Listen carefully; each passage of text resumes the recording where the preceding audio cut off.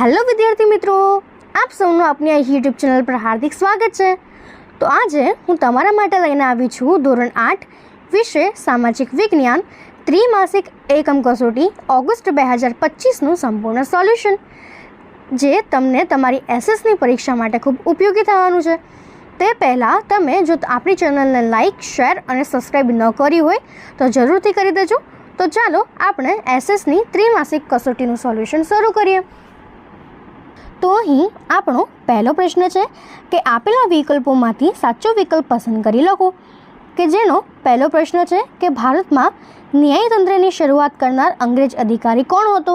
તો તેનો જવાબ થશે ઓપ્શન ડી, વોરન હેસ્ટિંગ્સ। એના પછી બીજો પ્રશ્ન છે કે ઈસવીસન 1820માં કયા બે પ્રાંતોમાં રૈયતવારી પદ્ધતિ લાગુ કરવામાં આવી હતી? તો તેનો જવાબ થશે ઓપ્શન બી, મુંબઈ અને મદ્રાસ એટલે કે ચેન્નઈમાં। હવે એના પછીનો તેનો ત્રીજો પ્રશ્ન છે કે આદિવાસીઓ કોના નેતૃત્વમાં મુંડરાજ સ્થાપિત કરવા ઈચ્છતા હતા? તો તેનો જવાબ થશે ઓપ્શન એ, બિરસા મુંડાના નેતૃત્વમાં। એના પછી ચોથો વિકલ્પ છે કે નીચેના પૈકી કયું સંસાધન એ વિરલ સંસાધન છે? તો તેનો જવાબ થશે ઓપ્શન બી, ખનિજ તેલ। હવે એના પછીનો પ્રશ્ન છે કે માંગ્યા મુજબ જવાબ આપો, તો જે આપણને એક માર્ક્સમાં પૂછાઈ શકે છે। તો એનો પાંચમો પ્રશ્ન છે કે યુરોપની પ્રજાને ભારતીય મરી મસાલાની ખૂબ આવશ્યકતા સાથી હતી? તો તેનો ઉત્તર આપણે લખીએ કે યુરોપની પ્રજા એ મહદઅંશે માંસાહારી હોવાથી માંસ સચવવા માટે તેમને મરી, તજ અને સૂંઠ જેવા મરી મસાલાની ખૂબ આવશ્યકતા રહેતી। એના પછી છઠ્ઠો પ્રશ્ન છે કે કયા ધારા અન્વયે સર્વોચ્ચ અદાલતની સ્થાપના થઈ? તો એનો જવાબ ઈસવીસન 1773ના નિયામક ધારા અન્વયે ભારતમાં સર્વોચ્ચ અદાલતની સ્થાપના થઈ। એના પછી સાતમો પ્રશ્ન કે રૈયતવારી પદ્ધતિના પ્રણેતા કોણ હતા? તો તેનો ઉત્તર રૈયતવારી પદ્ધતિના પ્રણેતા ચેન્નઈ એટલે કે મદ્રાસના ગવર્નર થોમસ મુનરો હતા। એના પછીનો આઠમો પ્રશ્ન છે કે ભારતમાં કયા ગવર્નરના સમયમાં કાયમી જથ્થાબંધી દાખલ કરવામાં આવી હતી? તો તેનો જવાબ કે ઈસવીસન 1793માં ગવર્નર કોર્નવોલિસના સમયમાં ભારતમાં કાયમી જમાબંધી દાખલ કરવામાં આવી હતી। નવમો પ્રશ્ન વન્યજીવનમાં કોનો સમાવેશ થાય છે?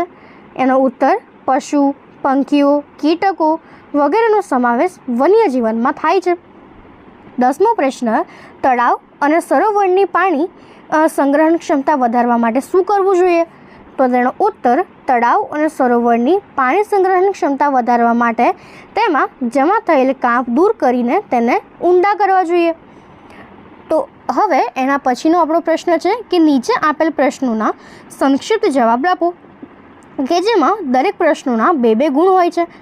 તો તેનો 11મો પ્રશ્ન છે કે દ્વિતીય અંગ્રેજ મરાઠા યુદ્ધના પરિણામો જણાવો। તો તેના પરિણામો થશે કે દ્વિતીય અંગ્રેજ મરાઠા યુદ્ધ ઈસવીસન 1803થી 1805 વચ્ચે થયું હતું। તેમાં ગવર્નર જનરલ વેલેન્સીના સૈન્યના હાથે મરાઠાઓની હાર થઈ હતી। આ યુદ્ધથી ઓડિશા અને યમુના નદીના કિનારે ઉત્તરે આવેલા આગલા અને દિલ્હીના પ્રદેશો એ અંગ્રેજોની સત્તા નીચે આવી ગયા હતા। એના પછી 12મો પ્રશ્ન છે કે યુરોપિયન દેશમાં ભારતીય ગળીની માંગ કેમ વધવા લાગી હતી? ઉત્તર ઈસવીસન 1790 સુધી યુરોપિયન દેશોમાં ગળીનો પુરવઠો કેરેબિયન દેશમાંથી આવતો હતો, પરંતુ આ દેશોમાં ગળીનું ઉત્પાદન ઘટવાથી ભારતીય ગળીની માંગ વધી ગઈ। ઉપરોક્ત ભારતીય ગળીનો રંગ જે છે એ ચમકતો હતો, એ રીતે ઉપસતો હતો, જે અન્ય ગળીથી ઉપસતો ન હતો, જેને કારણે પણ ભારતીય ગળીની માંગ યુરોપિયન દેશોમાં વધવા લાગી। એના પછીનો 13મો પ્રશ્ન છે કે સંશોધનોનું સંરક્ષણ કરવું એ આપણા સૌની ફરજ છે, આ વિધાન સમજાવો। તો તેનો ઉત્તર કે વધતી જતી વસ્તી અને વિજ્ઞાન અને ટેકનોલોજીનો અસાધારણ વિકાસ થવાથી સંસાધનોનો વપરાશ ખૂબ જ વધી ગયો છે। આ પરિસ્થિતિમાં કેટલાક સંશોધનોની અછત સર્જાઈ છે। સંસાધનોના અભાવે માનવીની આજની પ્રગતિ અને તેની આધુનિક જીવનશૈલી જાળવી રાખવી એ દુષ્કર બની જશે। ભવિષ્યમાં સંસાધનોની અછત ન સર્જાય તે માટે સંસાધનોનું સંરક્ષણ કરવું અત્યંત અનિવાર્ય બન્યું છે। એ માટે સંસાધનોનો આયોજનપૂર્વક કરકસરભર્યો અને વિવેકપૂર્ણ ઉપયોગ કરવો એ આપણી જે ફરજ છે.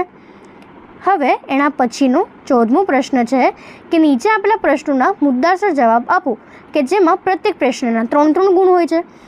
તો એનો 14મો પ્રશ્ન છે કે ટૂંક નોંધ લખો પ્લાસીનું યુદ્ધ. તો તમે પ્લાસીના યુદ્ધ વિશે આ રીતે ટૂંક નોંધ લખી શકો છો. એના પછીનો 15મો પ્રશ્ન છે કે અંગ્રેજ શાસનમાં જનજાતિઓની પ્રવૃત્તિ વિશે જણાવો.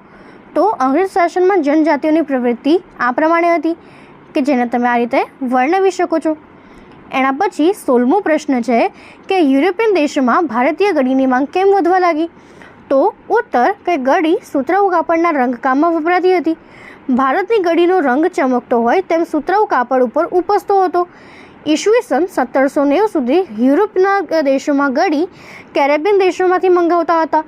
સમય જતાં કેરેબિયન દેશોમાં ગળીનું ઉત્પાદન જે છે ઘટવા લાગ્યું. તેથી યુરોપના દેશોમાં ભારતની ગળીની માંગ વધવા લાગી.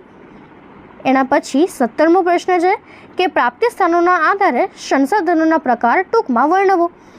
તો તે થશે કે પહેલું સર્વ સુલભ સંસાધન, એટલે તેને લખી શકાય કે સર્વત્ર ઉપલબ્ધ હોય તેવા સંસાધનો. ઉદાહરણ તરીકે ઓક્સિજન અને નાઇટ્રોજન જે સર્વસુલભ સંસાધન છે. એના પછી બીજું છે કે સામાન્ય સુલભ સંસાધન. તો સામાન્ય રીતે સરળતાથી ઉપલબ્ધ હોય તેવા સંસાધનો જેમ કે જળ અને ગોચર ભૂમિ એ બધા સામાન્ય સુલભ સંસાધન છે. પછી વિરલ સંસાધન. તો વિરલ સંસાધન એટલે કે જે સંસાધનો મર્યાદિત સ્થાન પરથી જ પ્રાપ્ત થતા હોય એના સંસાધનોને આપણે વિરલ સંસાધન કહીએ. એના ઉદાહરણો કોલસો, વિવિધ ધાતુઓ, ખનિજ તેલ, કુદરતી વાયુ અને યુરેનિયમ છે એ બધા વિરલ સંસાધનો છે. પછી એલ કે દુર્લભ ધાતુઓ એટલે કે વિશ્વમાં જવલ્લે જ 1 કે 2 જગ્યાએ મળી આવતા દુર્લભ ખનિજો એકલ કે દુર્લભ સંસાધન કહેવાય છે. જેમ કે યુરોપના ગ્રીનલેન્ડમાંથી પ્રાપ્ત થતું ક્રાયોલાઇટ. હવે એના પછીનો આપણો પ્રશ્ન છે કે નીચેના પ્રશ્નોના મુદ્દાસર ઉત્તર લખો જેમાં પ્રત્યેકના 4 ગુણ છે. 18મો પ્રશ્ન છે કે દ્વિતીય અંગ્રેજ મરાઠા યુદ્ધના પરિણામ જણાવો. તો તેના ઉત્તર થશે કે દ્વિતીય અંગ્રેજ મરાઠા યુદ્ધ ઈસવીસન 1803 થી 1805 વચ્ચે થયું હતું. તેમાં ગવર્નર જનરલ વેલેન્સીના સૈન્યના હાથે મરાઠીઓની હાર થઈ. આ યુદ્ધથી ઓડિશા અને યમુના નદીને ઉત્તરે આવેલા આગ્રા અને દિલ્હીના પ્રદેશો અંગ્રેજોની સત્તાની નીચે આવી ગયા હતા. હવે એના પછીનો 19મો પ્રશ્ન છે કે અંગ્રેજ શાસનમાં જનજાતિઓની પ્રવૃત્તિ વિશે જણાવો. તો તેનો જવાબ કે અંગ્રેજ શાસનકાળ દરમિયાન જનજાતિઓના સમૂહો ખોરાક એકઠો કરીને જીવન જીવતા હતા.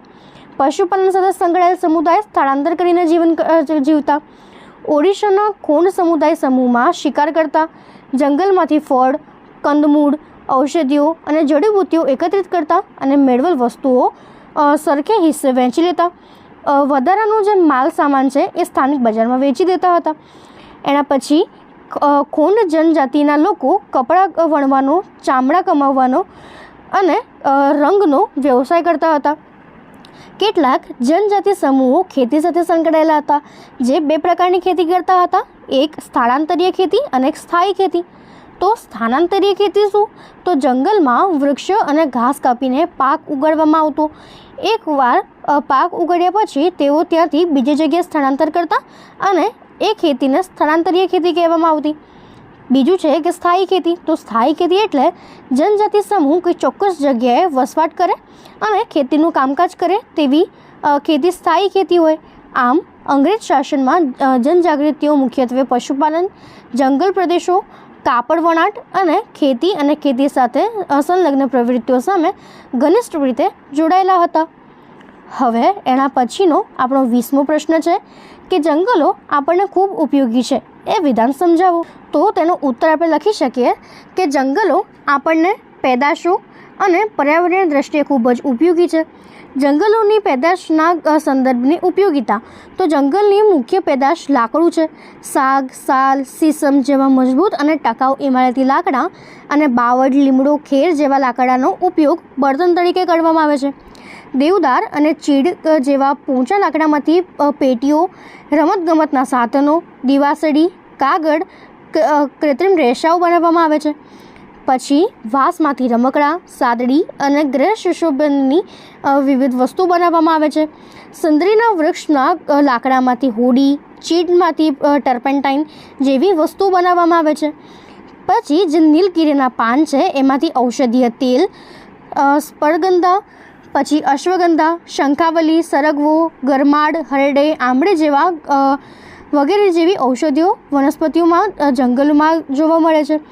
તાડ અને ખજૂરના પાનમાંથી સાવરણી, ખાખરા, પાનમાંથી પડિયા, પતરાળા અને ટીમરૂના પાનમાંથી બીડી બનાવવામાં આવે છે. રબર, રાખ, મધ, ગુંદર જેવા ઉપયોગી પેદાશ પર જંગલોમાંથી મળે છે. જંગલોની પર્યાવરણીય દ્રષ્ટિ એ ઉપયોગિતા છે કે જંગલો વાતાવરણને ઠંડુ રાખે છે અને વરસાદ લાવવામાં મદદરૂપ થાય છે. ઉપરાંત ભેજ પ્રસરાવવી વાતાવરણને વિષમ બનતા અટકાવે છે. વાતાવરણમાં રહેલા હાનિકારક અને કાર્બન ડાયોક્સાઇડને શોષીને પ્રાણદાયી ઓક્સિજન પૂરો પાડે છે. પવન અને વરસાદથી જતા જમીનના ધોવાણને અટકાવે છે. રણને આગળ વધતું અટકાવે છે. ફળદ્રુપ જમીનનું સંરક્ષણ કરે છે. એ ઉપરાંત જંગલો ભૂમિગત ભેજ સંગ્રહી રાખે છે. પરિણામે ભૂમિગત જંગ એ જળવાઈ રહે છે. કુદરતી સૌંદર્યમાં વધારો કરવામાં પણ તે ઉપયોગી છે. વન્યજીવ સૃષ્ટિને કુદરતી રહેઠાણ પૂરું પાડે છે. જંગલો સાહસિક પ્રવાસન પ્રવૃત્તિ માટે જાણીતા છે. આમ જીવ સૃષ્ટિ માટે અનેક રીતે જંગલો ઉપયોગી છે. તો તમે જંગલોની ઉપયોગિતાને આ રીતે વર્ણવી શકો છો. જો તમને આમાં કોઈ ડાઉટ હોય તો કોમેન્ટ સેક્શનમાં જણાવજો અને આપણે ડિસ્ક્રિપ્શન બોક્સમાં તમામ જે વિષયો છે એની એકમ કસોટીના એટલે કે ત્રિમાસિક કસોટીના લિંક મૂકી દીધા છે. તો તમે તેને જોઈ લેજો અને આપણી ચેનલને લાઇક, શેર અને સબસ્ક્રાઈબ જરૂરથી કરી દેજો. Thank you.